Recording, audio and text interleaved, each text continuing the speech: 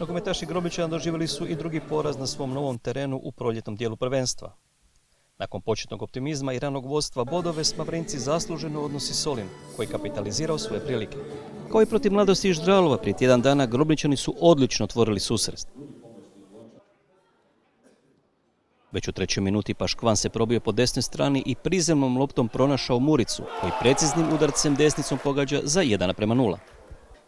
Rani pogodak trebao je domaćinu donijeti sigurnost u utakmici koja nosi veliku težinu u borbi za opstanak.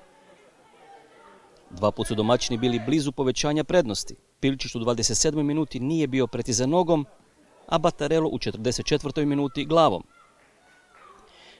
No umjesto 2:0 stiže kazna.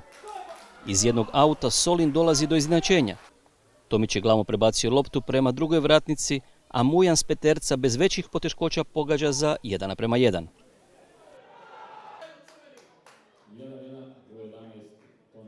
U 29. minuti Marić pronalazi Baturinu u kaznenom prostoru, a njegov udarac iskosa Jurčević ne uspijeva zaustaviti za 1:2. Do kraja prvoga dijela gosti su organizirano i disciplinirano ulazili u završnicu, dok je Grobničan pokazivao energiju, ali i previše prostora između linija. U nastavku susreta domaćini su morali riskirati. Solin se očekivano povukao i organizirano branio prednost, čekajući priliku iz kontre.